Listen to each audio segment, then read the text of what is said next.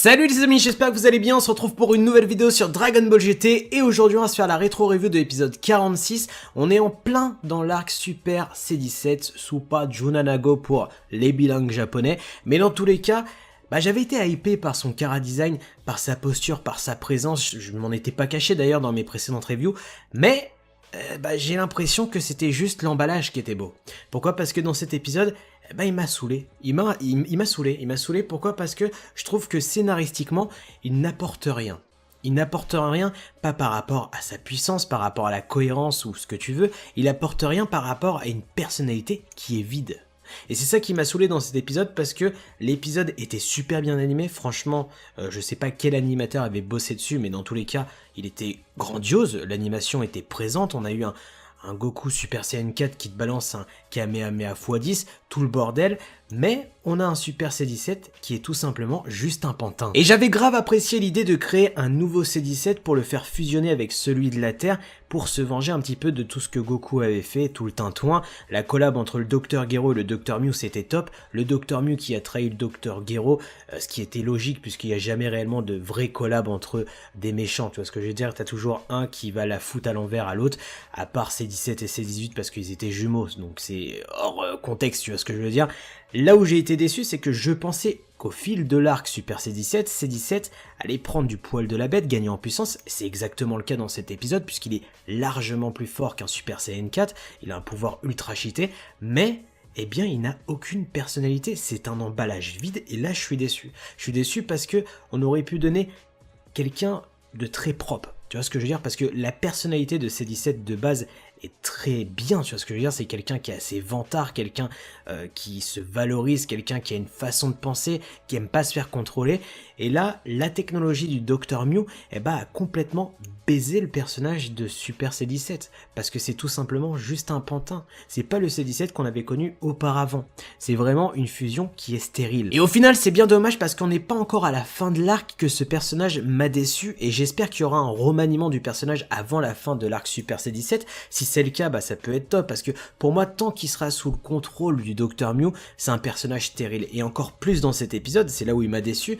Pourquoi? Parce que, il va faire que absorber l'énergie de Goku. Goku va faire des vagues de Kikoa, des Kamehameha, il va lui faire n'importe quoi, et Super C17 va que absorber l'énergie, se gaver en énergie, comme s'il recherchait à augmenter sa puissance à son paroxysme. Et ça, c'est bien dommage parce que dans cet épisode, on va avoir un Goku qui va lâcher le Kamehameha x10, et Super C17 va l'absorber comme si c'était une chips. Tu vois, c'est un petit peu abusé. Abusé parce que même si c'est le mutant le plus fort jamais créé, entre guillemets, par le Dr Mew et le Dr Gero, là je trouve qu'on pousse un petit peu la puissance trop haut. Non, parce qu'il faut vraiment se remettre dans le contexte, à l'épisode précédent, j'avais trouvé Super C17 très intéressant. Le mec il venait juste de fusionner, il a mis tout le monde à l'amende, mais il y avait du dialogue, on sentait ce côté vantard, tu vois, que C17 avait. Donc Super C17 avait chopé un petit peu cette personnalité, mais encore plus accentuée. Il rigolait de Vegeta, il l'a même mis totalement en PLS, et ce qui a accentué, le fait que Goku est venu de l'enfer pour sauver la Terre, donc on avait un relais qui était passé avec un Vegeta qui a tout donné, donc il y avait vraiment quelque chose qui était bien établi. Dans cet épisode, on a un Super C17 qui va encore gagner en puissance, mais qui a aucun dialogue, comme s'il devenait taré, entre guillemets, par l'absorption de l'énergie. Alors est-ce que ça lui crame des neurones? J'en sais rien. Mais c'est là où j'ai été déçu puisque Goku va cramer sa dernière transformation en date, le Super Saiyan 4 qui va être inefficace, plus sa dernière technique la plus forte actuellement, le Jubai Kamehameha, et pourtant, Super C17 va boire le Kamehameha x10 comme si c'était de l'eau. Et c'est là où ça a été abusé puisqu'on va terminer cet épisode avec un Goku qui perd pied et qui va carrément penser à la défaite.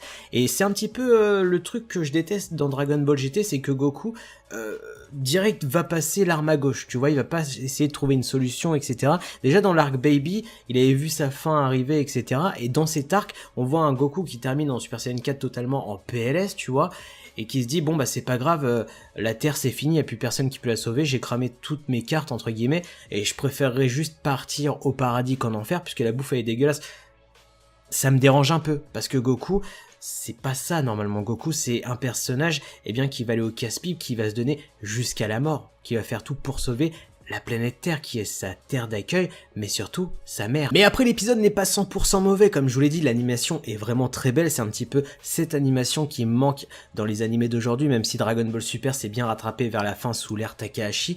Là où c'est vraiment cool, c'est que Dragon Ball GT suit un petit peu l'idée de Goku en règle générale, qui gagne jamais trop par lui-même, tu vois ce que je veux dire? De voir Goku en difficulté, c'est appréciable, parce que Goku c'est un personnage qui se met tout le temps en remise en question, tu vois, qui est toujours dans l'évolution, dans l'apprentissage, et c'est cool de voir qu'il y a toujours des ennemis de plus en plus forts pour lui mettre des bâtons dans les roues, ou des bâtons dans les brins, comme tu veux, mais dans tous les cas, la seule solution, selon moi, qu'il pourrait avoir pour tuer Super C17, eh bien c'est un trop plein d'énergie. C'est la seule solution, parce qu'il faut quand même se rendre compte que là, on a un ennemi qui est au-dessus d'un Super Saiyan 4, qui est proche de l'état divin. Alors bien sûr, t'as compris, il faut nuancer quand je te dis qu'il est proche de l'état divin, c'est que voilà, il a une puissance, eh bien qui pourrait peut-être rivaliser avec un Super Saiyan God. On pourra jamais savoir, tu vois ce que je veux dire, puisque Dragon Ball GT c'est Dragon Ball GT, Dragon Ball Super c'est Dragon Ball Super, et c'est pour ça que dans Dragon Ball Heroes, en règle générale, ou dans chaque confrontation entre le SSJ Blue et le SSJ 4, il n'y a jamais réellement de gagnant. Pourquoi? Pour pas froisser une partie de fans de la licence, tu vois ce que je veux dire. Donc pour moi, le Super Saiyan 4 équivaut à SSJ Blue, enfin un tintouin comme ça, tu vois. Mais dans tous les cas, Super C17, il faut un remaniement. Parce que dans cet épisode, il était trop con. Alors je pense, et dans mes souvenirs les plus fous, je crois que c'est C18 qui va intervenir. Je m'en rappelle plus, tu vois ce que je veux dire, mais si c'est le cas, peut-être qu'on aura un personnage beaucoup plus intéressant à l'épisode prochain. Enfin voilà tout ce que je peux dire sur l'épisode 46 de Dragon Ball GT, un épisode en demi-teinte qui est ni bon ni mauvais, qui se laisse regarder, qui a été mal scénarisé par moments, et surtout qui a rendu le personnage de Super C17 complètement niais, et c'est bien dommage parce que comme je vous l'ai dit, moi j'adore son chara-design, je trouve qu'il est vraiment classe, qu'il aurait mérité d'être canon même. Et c'est à vous de me dire en commentaire si vous kiffez le chara-design de Super C17, est-ce que vous aimez Super C17 en règle générale, et surtout dites-moi votre meilleur souvenir de C17 dans toute la licence Dragon Ball. N'oubliez pas de liker, de partager, de vous abonner à la chaîne YouTube. Sur ce, moi je vous laisse, tchuss!